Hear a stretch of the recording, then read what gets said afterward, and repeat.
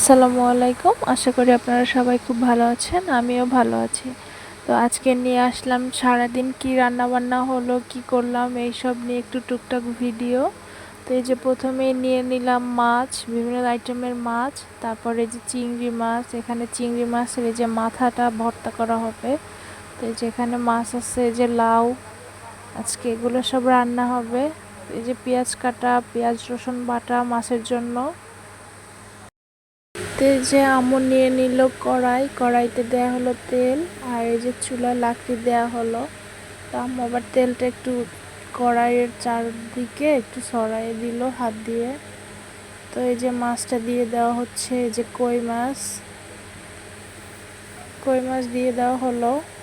তো তেলের মধ্যে ভাজতে হবে মাছগুলো আগে। আজকে হবে কই মাছ ভুনা, সাথে থাকবে বাইম মাছ।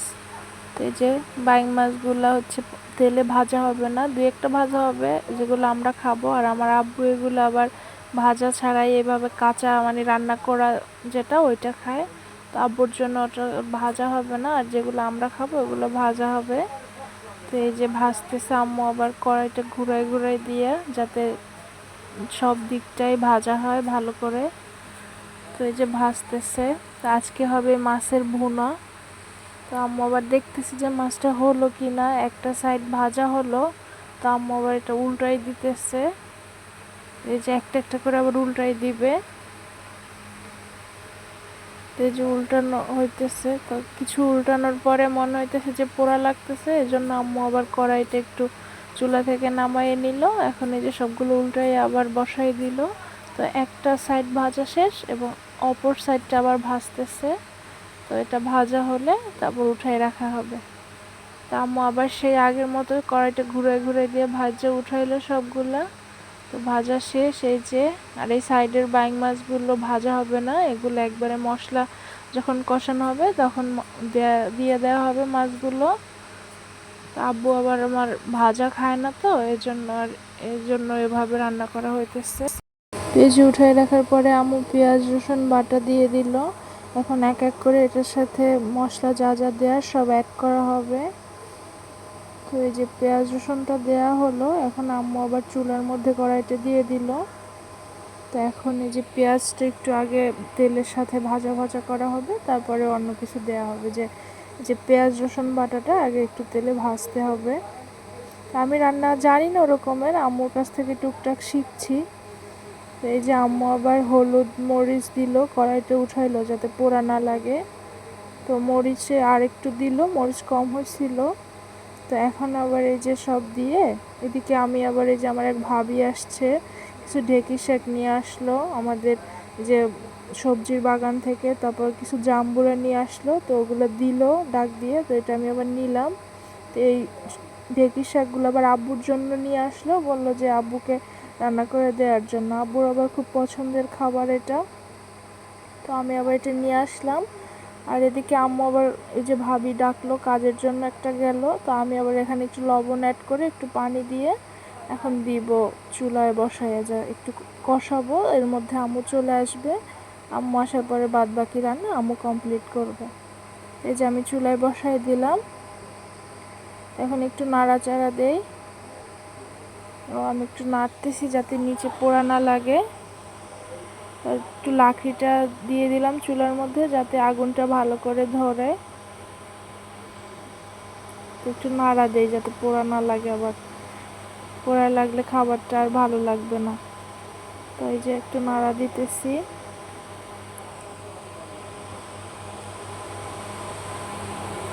আম্মু আবার ওই সাইডে ভাবির সাথে কথা বলতেছে, কাজ করতেছে। একটা ভাবি আসছে আমার, ওই সাইডে আবার কথা বলতেছে। আর ভাবি আবার সবজি নিয়ে আসলো আমাদের বাগান থেকে, সবজি বাগান থেকে।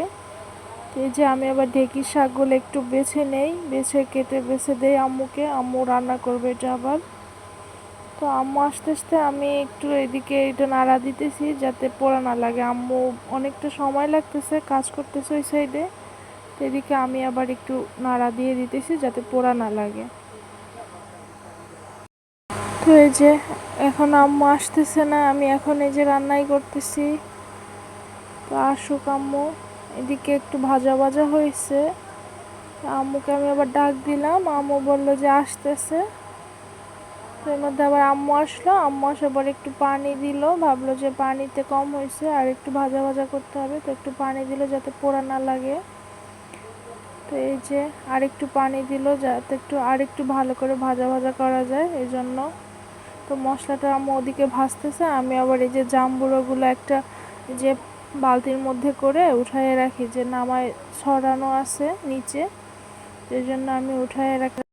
তো এই যে এগুলো আমি একটা বালতিতে করে একটা সাইডে রাখলাম। নিচে আবার পেয়ারাও আছে, পেয়ারা গাছ থেকে পেয়ারা পাড়ছিল, তো এই যে সব রাখলাম। এখানে কচুরলতি আছে। এই যে আসলাম, আম্মু আবার এখানে বসাই দিল রান্নাটা। এই যে পানি টানি দিয়ে পুরো মাছটা দিয়ে দিল, একটু পানি দিয়ে যখন পানিটা গরম হলো তখন মাছটা দিয়ে দিল। তো আমি আবার এগুলো বেছে দেই আম্মুকে, আম্মু এটা রান্না করবে। তো আমার কোটা বাছা শেষ, এখন আম্মু আবার আমাকে দেখাইতেছে যে এভাবে থাকলে ঠিক হবে কি না তরকারিটা।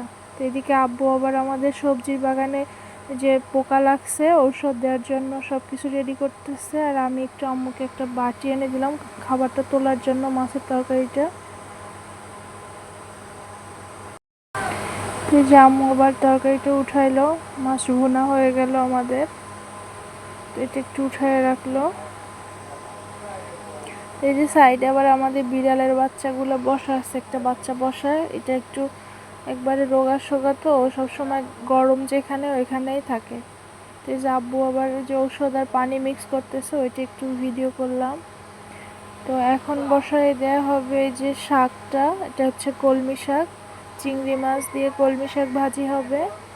তা আম্মু পেঁয়াজ, তেল, তারপরে যে কাঁচামরিচ দেওয়া আছে, তারপরে হচ্ছে হলুদ, এগুলো দিয়ে শাকটা বসাই দিল।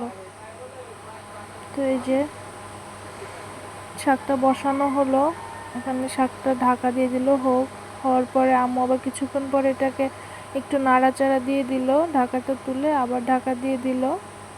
এই যে আমি আবার শাকটা ধুয়ে দেই আম্মুকে। তো এদিকে যে আবার আর একটু ঢাকাটা তুলে শাকটা একটু আমি নাড়াচাড়া দিয়ে দিতেছি, আম্মু আবার ওই সাইডে একটু কাজ করতেছে। তো এই যে একটা তরকারি রান্না শেষ, আর একটা রান্না হচ্ছে। আজকে অনেক রান্না বান্না হবে বাসায়, প্রতিদিনই 3-4টা আইটেম রান্না হয়, প্রায় এরকম রান্না হয় টুকটাক, মানে একটু একটু করে সব কিছুই রান্না করা হয়। নিজেদের বাগানের সবজি তো, তাই যখন যেটা মন চায় তখন সেটা এনে রান্না করা হয়।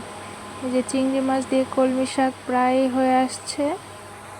তো এই যে আবার আম্মুর হাঁসগুলো চলে আসলো, টাকাটাকি করতেছে, তো ওইটা একটু ভিডিও করলাম। মুরগিগুলো আসছে, আরও আসছে মুরগি ওই সাইডে, ওগুলো আটকানো, এগুলো আবার ছেড়ে দেওয়া হয়েছে। আর যে দেখেন কি অবস্থা, বৃষ্টিতে গ্রামের বাড়িতে কি পরিমাণে কাদা হয় দেখেন। এই যে আবার বিড়ালের বাচ্চা আমাদের, ওরা আবার এসে শুয়ে আছে, ওরা মানুষের কাছাকাছিই থাকে, আমাদের সাথে সাথেই থাকে। তো শাকটা রান্না শেষ, একটু উঠাইয়ে নিলাম। আম্মু আবার এখানে লাউর তরকারি রান্না বসাবে। তো চিংড়ি মাছ দিল, তেল দিল, তারপরে হচ্ছে পেঁয়াজ দিল, মরিচ, হলুদ, যা যা লাগে সবই দিল। ওখানে এটা একটু কষায় তারপরে একটু পানি দিয়ে তারপর লাউটা দিয়ে দেবে। তো আম্মু আবার ওই সাইডে গেল, আব্বু ডাক দিল, আমি আবার একটু এটা কষাই দিতেছি যাতে পোড়া না লাগে। আম্মু আসুক এর মধ্যে। এদিকে দেখেন পানিতে পুকুর একবারে ভরা, সব দিকে পানি আর পানি। এই যে পানি দিয়ে দিল আম্মু আবার তরকারির মধ্যে, আর একটু তেল দিল। এখন এই যে লাউটা দিয়ে দিতেছে। তো আজকে যে লাউয়ের তরকারি রান্না হইতেছে আবার। তো লাউগুলো সব দেয়া হলো, এখন এটাকে ঢাকা দিয়ে দেওয়া হবে। আম্মু আবার একটা ঢাকা নিয়ে আসতে গেল ঢাকার জন্য, ঢাকা দিয়ে দিল। তো এদিকে আমি আবার ভাবলাম পেয়ারা নিয়ে আসলো যখন, সেটা আমি একটা পেয়ারা কাটি। তো এটা পাকা মনে হলো, বাসার মধ্যে ঢুকলাম দেখি বিড়ালের বাচ্চাগুলো দুষ্টমি করে। একটা পেয়ারা কাটলাম, এটা পাকা দেখে মাজা, এ তো নষ্ট একবারে। দাঁড়ান দেখি সাইডেরগুলো কি ভালো আছে, এই সাইড থেকে একটু কাটলাম, তো মনে হলো ভালোই আছে, তো থাক খাইলাম না, ফেলে দিলাম। তো চলে আসলাম আবার রান্নাঘরে। আম্মু আবার বাহিরে গেছে একটু কাজের জন্য, এদিকে আমি রান্না করতেছি। এই যে লাউটা আমাদের নিজেদের বাগানের, সবজি বাগানের লাউ, যে চিংড়ি মাছ দিয়ে রান্না হচ্ছে। আমরা অনেকগুলো লাউ হয়েছে অলরেডি, 50-60টার মতো লাউ বিক্রিও করা হয়েছে। মানে বিশাল পরিমাণে অনেকটা জায়গা নিয়ে আমাদের সবজি বাগান, ওখানে সব ধরনের সবজি হয়। তো কখন এক সময় গেলে আপনাদের জন্য ভিডিও করে নিয়ে আসব। এই যে লাউ তরকারি শেষ রান্না। এখন আম্মু যে ঢেঁকির শাকটা রান্না বসাই দিবে। তো এর জন্য চিংড়ি মাছ আর লবণ আর পেঁয়াজ তেলে ভাজতেছে। তো ওই সাইডে আবার হচ্ছে বুটের ডাল রান্না বসাই দিছে আম্মু, ছোলা বুট, যে বিকালবেলা নাস্তার জন্য। বিকালে বুট মুড়ি হবে, তার সাথে আরও কী কী যেন নাস্তা হবে। তো এটার জন্য ছোলা বুটটা রান্না করতেছে। তো এই যে ঢেঁকির শাকটা হয়ে গেছে অলরেডি। তো এই যে আজকে রান্না লাউ, যে লাউয়ের তরকারি চিংড়ি মাছ দিয়ে, তারপরে এই যে মাছ ভুনা, কই মাছ, তারপরে যে চিংড়ি মাছ ভর্তা, আর এই হচ্ছে চিংড়ি মাছ দিয়ে শাক, আর এই হচ্ছে ঢেঁকির শাক। আজকে এই